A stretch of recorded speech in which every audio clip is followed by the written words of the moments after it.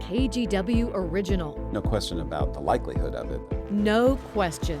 A major earthquake will hit our area. In fact, experts think there's a 30 to 40% chance of it happening in the next 50 years. Because of where we live, we need to always be prepared. But are you really prepared? And you're going to have your life completely disrupted for a very long time. Prepared to not only survive the initial quake, but the days and weeks after. Being prepared 4 years early is better than being prepared 2 seconds too late. KGW is getting you quake ready in this Keeping You Safe special. Hello, I'm KGW anchor Laurel Porter. And I'm Dan Haggerty. Now, chances are you've done something to prepare for a natural disaster, but there's a lot to think about when it comes to being quake ready. Do you know what to do when the shaking starts? How will your family find each other if roads and bridges are damaged? Do you know where your neighborhood's emergency stash is? Do you have everything you need to survive until help arrives? Over the next half hour, we'll go over the most important steps you can take now to get ready. Picture this. It's 4 p.m. on a Wednesday afternoon. You just got home from work in Beaverton. Your partner is driving to pick up your son from soccer practice in Northeast Portland. Suddenly, the earth begins to shake. Do you know what to do no matter where you are? When the shaking starts, remember 3 words: drop, cover, and hold. Drop by getting down on your hands and knees. You want to get low before you try to move to avoid being knocked over. Cover by crawling under a table or desk. Then hold. Grab onto whatever you can. Now, you may have heard to get into a door frame. Well, that's out. If you can't find a place to crawl under, you should get next to an interior wall, away from windows or anything heavy that could fall. And remember, always protect your head, even if it's only with your arms. If you're in your car, like your partner in this scenario, pull over, stop, and set the parking brake. Try to avoid overpasses, bridges, and power lines that could fall on you, and stay in your car until the shaking stops. If you're outside, get to an open area as soon as possible, away from trees, buildings, and power lines, and then follow the 3 steps: drop, cover, and hold. And there's a pretty good chance when the shaking starts, you'll be asleep. If you're in your bed, just stay there. The experts say, as scary as it sounds, lie face down to protect your organs. Cover your head and neck with a pillow and your hands. It's a good idea to look now for safe places in your home or your school or workplace where you can plan to take cover. Get under the table, get under the table. Oh my God. If you haven't been through an earthquake, it's hard to imagine just what it will be like. Let's go, let's go, let's go. But we can look at other big quakes for some perspective. When the magnitude 7.1 earthquake hit Southern California in the summer of 2019, people described an intense shaking that was over before many realized what was going on. When the big one hits the Pacific Northwest, you can expect to feel it for much longer. 4 to 5, 6, 8 times longer duration. And it would also feel much more like you're on a boat dock, just sort of rolling motion and less of the sharp rattles and shocks. Dr. Chris Goldfinger, who studied earthquakes in our area for more than a decade, says you can expect to feel a persistent shaking for 3 to 5 minutes. Wait, 5 minutes? That's gonna feel like a long time. Let's clock it. Hold on. A shake house at OMSI gives visitors some first-hand experience.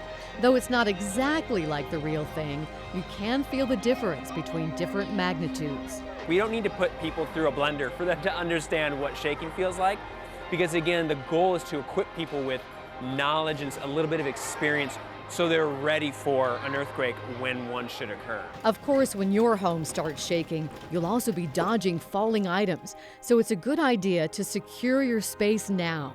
Pay close attention to the areas where your family spends the most time. What heavy items around them could fall and hurt you.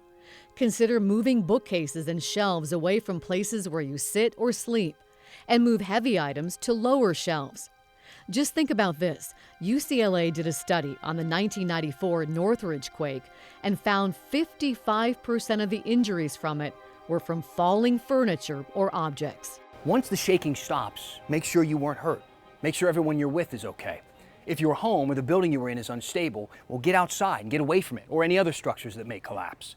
Make sure you have on some sturdy shoes, and of course, look out for broken glass or fallen debris. You may get trapped in a collapsed building.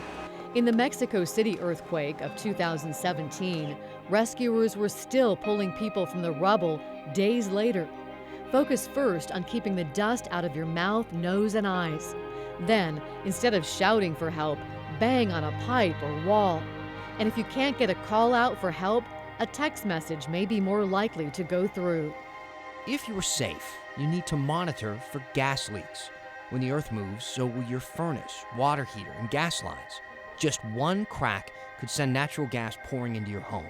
Just one spark, and your house could go up in flames. If you look at damage resulting from earthquakes, gas fires are far and away the biggest cause of that. If you smell gas, hear the sound of gas escaping, or see other signs of a leak, turn your gas off immediately. And make sure you know how to do that now, just in case. Do you know where your gas meter is? Maybe. I think I do, but I should ask. First, know where your gas meter is. Second, know where the gas shutoff valve is. And third, know how to shut it off. You can use your basic crescent wrench and turn it a quarter turn. The arrow here is showing that the gas is flowing this way. You would basically turn this perpendicular to the line and shut it off. Another option is to install an emergency shutoff valve like this one. This is a mechanical valve. The mechanism will automatically shut off gas coming into your home in a magnitude 5.2 or larger quake. So there is a steel ball that's seated in a pocket. At a certain amount of shaking, that ball drops and it plugs the flow of gas. Northwest Natural warns, don't turn off your gas yourself unless there's an actual leak. If you want to turn it back on, you'll need to have a technician come back out to make sure the lines are safe. And if there's a natural disaster, that could take a long time. If you live in a tsunami zone, you need to get inland or to higher ground as soon as possible after a major earthquake. If the big one hits, we could see damage much like they did in northeastern Japan in 2011. Waves some 20 to 100 feet tall could crash into our coast. For comparison, the Astoria Column is 125 feet. If it were at sea level, the wave would come close to the top. And you only have 15 to 20 minutes after the shaking to get to higher ground. The majority of the fatalities from the next Cascadia event will be by drowning from the tsunami in the coastal communities within an hour of the earthquake. Up and down the Oregon coast, signs point out the evacuation route. Be sure to practice it with your family. And be prepared to walk, not drive, in case of damaged roads and traffic jams. Stay on higher ground until officials say it's safe to leave.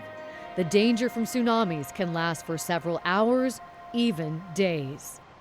If you're wondering if your home would withstand an earthquake, you need to ask what it's made of, when it was built, and what retrofitting may have already been done. The homes most likely to withstand an earthquake are wood-framed and built after 1993. That's when Oregon adopted specific seismic standards for home construction. If your home is older than that, it still may be safe if the home has been bolted to its foundation correctly, and if what's called cripple walls, which are between the foundation and floor, are reinforced. Unreinforced masonry homes made of brick or concrete are the most at risk in an earthquake. This demonstration shows how these buildings can shake and crumble. And even if your home is not entirely brick, your chimney might be. Retrofitters can add metal frames to give these structures a better chance. And you may have noticed the shake clock just reached 0. The ground would have just stopped shaking in the most powerful earthquake expected here. Okay, you've made it through the shaking and escaped immediate dangers posed by unstable buildings, gas leaks, and tsunamis. But that's just the beginning. When we come back, finding your family, locating your neighborhood's secret survival stash, and what the city could look like once the dust settles.